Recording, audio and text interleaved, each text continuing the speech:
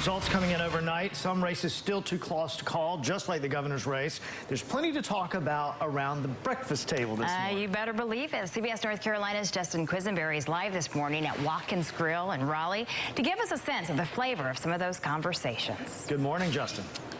Good morning to both of you. Good morning, everyone at home. The grill just opened a few minutes ago, so we're still waiting on some customers to come in. You can bet that probably a lot of them trying to hit that snooze button a little extra this morning after what's a late night and no doubt an early morning. But we are joined this morning by Amos Jones, a law professor at Campbell University Law. Tell me what surprised you from overnight.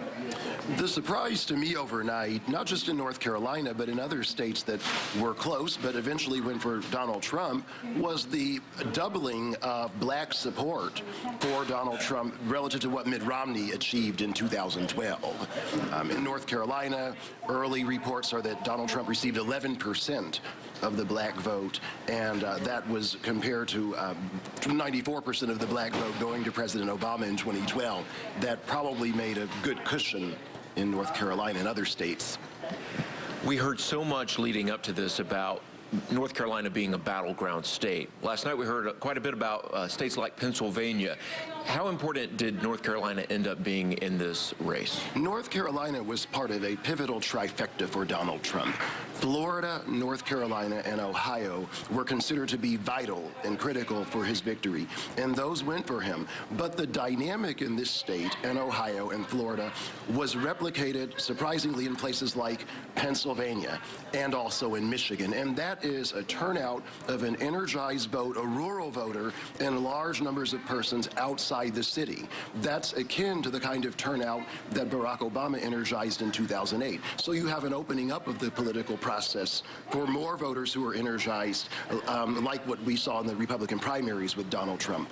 There is so much to analyze here. You'll be with us throughout the morning, and we will be here and bring you more updates as people trickle in and start talking about what is an election unlike any we've seen before. Live in Raleigh, Justin Quesinberry, CBS North Carolina.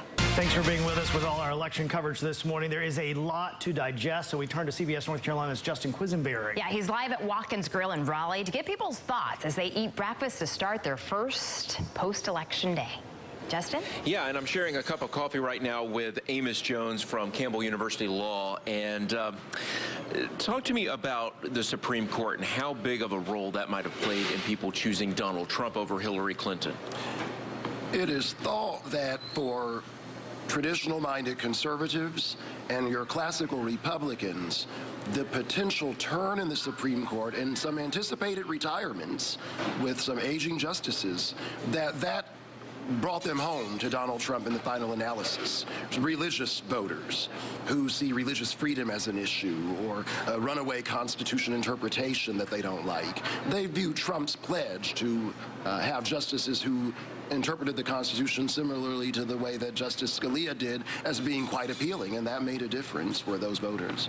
You are a religious liberty expert and ordained Baptist minister, and I was telling you that I spoke with Franklin Graham, evangelist Franklin Graham, on Friday, who said that his advice for people is to vote for the candidate that upholds biblical principles. So maybe that wasn't necessarily Donald Trump by himself, but who he could appoint to the Supreme Court.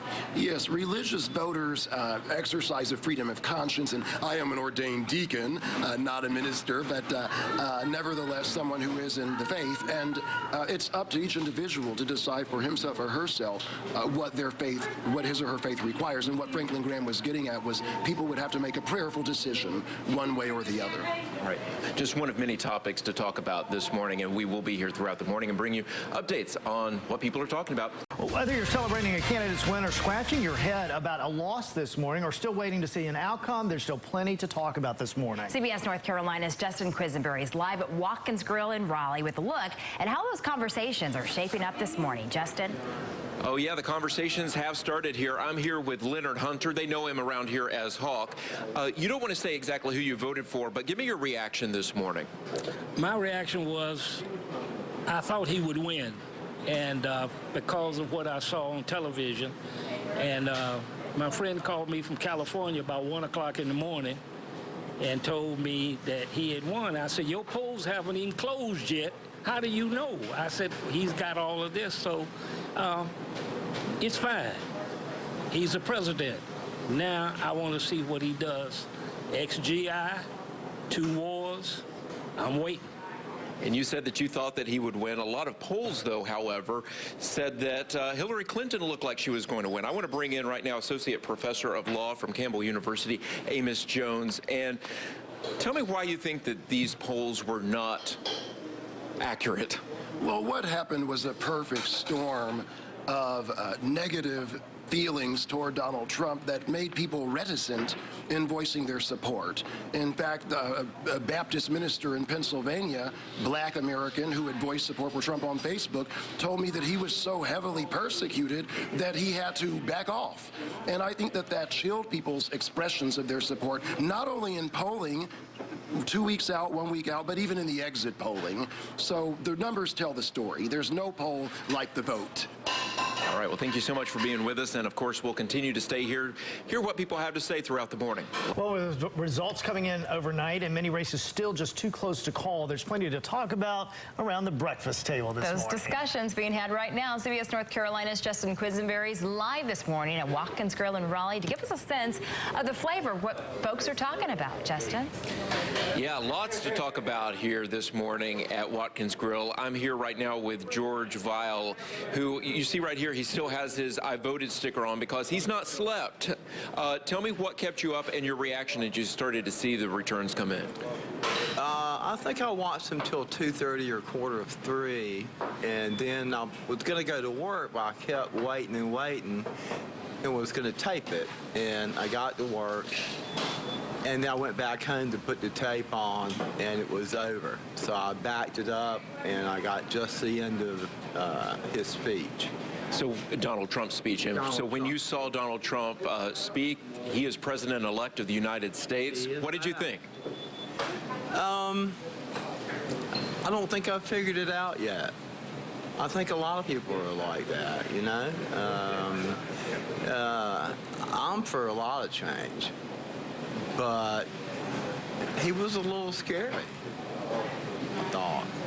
So you mentioned that you got to see part of his speech. One person that we haven't heard from yet is Hillary Clinton. Another person, Barack Obama. Certainly a lot of people would be interested to hear what they have to say this morning, and we anticipate that that will happen. We're joined now by Associate Professor of Law from Campbell University, Amos Jones. What do we need to hear from Barack Obama, from Hillary Clinton, from some of these other Democrats today? Secretary Clinton left her supporters sobbing and expecting to return with maybe some returns in her favor. So what we need from her is the concession speech and the unity speech going forward. Her supporters are having a much harder time taking it than probably Donald Trump's would have because of all the buzz expecting Secretary Clinton to win.